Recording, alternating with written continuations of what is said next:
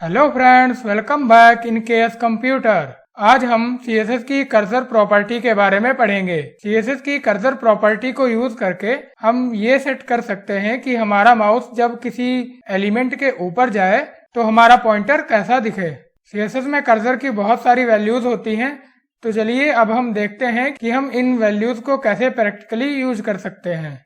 यहाँ पर मैंने main.html फाइल को ओपन कर रखा है और इसमें मैंने मेन style.css फाइल को लिंक करवा रखा है और इसका रिजल्ट हम यहाँ पर देखेंगे गूगल क्रोम में। यहाँ पर मैं एक एनका टैग ले लेता हूँ और यहाँ पर मैं लिख देता हूँ क्लिक मी और इसको मैंने सेव किया और रिफ्रेश किया तो ये देखिए यहाँ पर ये इस तरीके से ये लिंक आ गई है। अब अगर हम माउस इसके ऊपर लेके जाते हैं तो यहाँ पर हैंड बन के आएगा। ये देखिए ये लिंक में बाय डिफॉल्ट बन के ही आता है। अब हम इसमें कर्सर प्रॉपर्टी को यूज करते हैं, तो उसके लिए हम चलते हैं मेन style.css में और यहाँ पर हम लिखेंगे a। हमने सिलेक्टर ले लिया a और यहाँ पर अब हम अपनी प्रॉपर्टी लिखते हैं कर्सर और कर्सर में अगर हम लिख देते हैं पॉइंटर, तो पॉइंटर लिखने से लिंक पर कोई भी फर्क नहीं पड़ेगा क्योंकि लिंक में कर्सर की डिफॉल्ट वैल्यू पॉइंटर ही होती है। और अगर हम यहाँ पर कर देते हैं ग्रैब और इसको मैंने रिफ्रेश किया तो देखिए ग्रैब करने से इसमें हैंड आएगा, लेकिन ये दूसरे तरीके का हैंड आएगा। और इसके अलावा हम इसमें अगर कर देते हैं हेल्प, तो हेल्प कर दिया मैंने और इसको रिफ्रेश किया तो हेल्प करने से इसमें हेल्प का सिंबल बन के आएगा। और वेट भी कर सकते हैं, वेट, और इसको मैंने रिफ्रेश किया। वेट करने से जब हमारा माउस इसके ऊपर जाएगा तो यहाँ पर ये वेटिंग का सिंबल बन के आएगा। हम कर्सर प्रॉपर्टी को लिंक पर ही नहीं किसी भी एलिमेंट पर यूज कर सकते हैं। तो अब चलिए हम यहाँ से इसको हटा देते हैं और एनकर टैग को यहाँ से डिलीट करके यहाँ पर एक डिव ले लेते हैं और इसके अंदर मैं कुछ डमी टेक्स्ट डाल देता हूँ और इसको मैंने सेव किया और रिफ्रेश किया तो यहाँ पर देखिए ये आ चुका है। अब मैं इसकी थोड़ी सी स्टाइलिंग कर लेता हूँ, तो इसके लिए मैंने सिलेक्टर लिया डिव और इसकी मैं हाइट दे देता हूँ यहाँ पर 100 पिक्सल और विड्थ भी इसकी दे देते हैं 100 पिक्सल और इसको बैकग्राउंड हम दे देते हैं रेड। इसको रिफ्रेश किया तो यहाँ पर देखिए ये रेड बैकग्राउंड आ गया है और इसकी हाइट विड्थ भी 100 पिक्सल सेट हो गई है। अब देखिए हमारा माउस इसके ऊपर जा रहा है तो यहाँ पर एरो बन के आ रहा है। अब हम इसमें कर्सर प्रॉपर्टी को यूज करते हैं, तो यहाँ पर मैं लिखता हूँ कर्सर और यहाँ पर अगर हम लिख देते हैं पॉइंटर, तो पॉइंटर देने से यहाँ पर पॉइंटर बन के आएगा। और अगर हम यहाँ पर दे देते हैं नॉट अलाउड, तो नॉट अलाउड देने से यहाँ पर नॉट अलाउड का सिंबल बन के आएगा। अगर हम चाहते हैं कि हमारा माउस जब इसके ऊपर जाए तो यहाँ पर किसी सिंबल की जगह पर कोई इमेज आए, तो उसके लिए हम यहाँ पर URL लिखेंगे URL और यहाँ पर हम जिस इमेज को इसमें शो करवाना चाहते हैं उस इमेज का नेम लिख देंगे। तो मैंने यहाँ पर देखिए अपने प्रोजेक्ट फोल्डर के अंदर ही img1 और img2 के नेम से दो इमेज रखी हुई हैं। तो मैं अब यहाँ पर img1 को शो करवाना चाहूंगा, तो इसके लिए मैं यहाँ पर लिख देता हूँ img1.jpg और यहाँ पर हम लिख देते हैं पॉइंटर लिख दिया और यहाँ पर हम इनके बीच में कॉमा लगाएंगे और इसको सेव किया, रिफ्रेश किया। अब हम जैसे ही माउस को इसके ऊपर लेके जाएंगे तो यहाँ पर पॉइंटर के साथ में इमेज आएगी।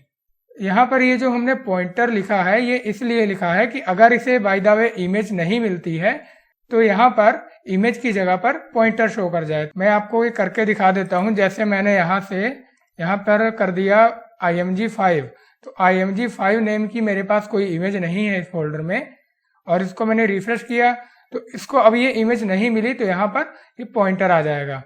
अगर हम यहाँ पर लिख देते हैं वेट और इसको सेव किया, रिफ्रेश किया, तो इमेज की जगह पर यहाँ पर वेट का सिंबल आ जाएगा क्योंकि इसे इमेज नहीं मिली। हम यहाँ पर दो URL भी दे सकते हैं, तो उसके लिए मैं यहाँ पर पहले कर देता हूँ img1 और फिर कर देता हूँ URL और img2 भी मैंने इमेज रखी हुई है इसमें और इसको हम सेव करते हैं, रिफ्रेश करते हैं। तो अभी तो देखिए यहाँ पर फर्स्ट वाली इमेज शो करवा रहा है और अगर यहाँ पर इसे फर्स्ट वाली इमेज नहीं मिलती है, जैसे मैंने यहाँ से इसका नेम चेंज कर दिया और इसको रिफ्रेश किया, अब फर्स्ट वाली इमेज इसे नहीं मिलेगी तो यहाँ पर सेकंड वाली इमेज शो करवा देगा। आप इसके साथ बहुत सारी वैल्यूज यूज कर सकते हैं, जैसे प्रोग्रेस किया और इसको रिफ्रेश किया। अब माउस जैसे ही इसके ऊपर जाएगा तो यहाँ पर प्रोग्रेस का सिंबल बन के आ जाएगा। इसमें हम टेक्स्ट भी दे सकते हैं, इसकी वैल्यू एक होती है टेक्स्ट, और इसको सेव किया, रिफ्रेश किया तो यहाँ पर देखिए माउस जैसे ही इसके ऊपर जाएगा तो ये टेक्स्ट का सिंबल आ जाएगा। जब हम टेक्स्ट टाइप करते हैं किसी भी एप्लीकेशन पर तो उसमें इसी तरीके का सिंबल आता है। और अगर हम यहाँ पर वर्टिकल टेक्स्ट कर देते हैं, वर्टिकल -टेक्स्ट, और इसको रिफ्रेश किया तो यहाँ पर वर्टिकल टेक्स्ट का सिंबल आएगा इस तरीके से। और अगर हम यहाँ पर कर देते हैं नन, तो नन करने से क्या होगा, इसको मैंने रिफ्रेश किया तो जैसे ही माउस इसके ऊपर जाएगा हमारा माउस हाइड हो जाएगा, ये देखिए। और जैसे ही बाहर आएगा तो माउस फिर से दिखने लग जाएगा।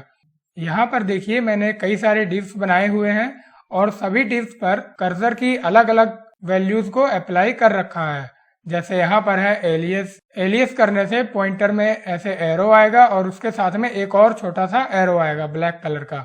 और इसके बाद है ऑल स्क्रॉल करने से इस तरीके से आएगा। ऑटो करने से एरो आएगा, एरो बाय डिफॉल्ट आता ही है। और कॉन्टेक्स्ट मेनू ये वैल्यू इसमें सपोर्ट नहीं करती है। कॉल रिसाइज है और इसके बाद कॉपी है, क्रॉस हेयर, डिफॉल्ट, ई रिसाइज, EW रिसाइज। EW का मतलब होता है ईस्ट वेस्ट।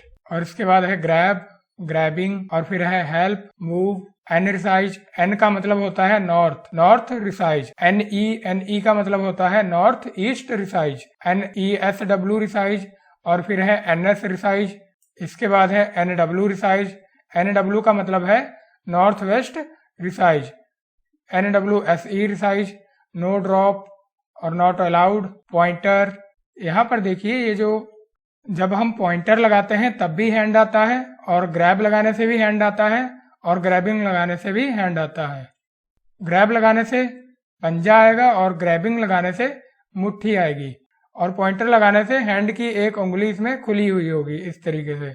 इसके बाद हम प्रोग्रेस लगा सकते हैं, रो रिसाइज लगा सकते हैं, S resize, SE resize, SW resize, text, vertical text जो कि अभी हम यूज कर चुके हैं, URL भी यूज कर चुके हैं, W resize, wait, zoom in, zoom out, और फिर है सेल। आप इन सभी वैल्यूज को एक एक करके यूज करिए, और अगर कोई डाउट है तो आप हमसे कमेंट के जरिए पूछ सकते हैं। मिलते हैं नेक्स्ट वीडियो में। Thanks for watching.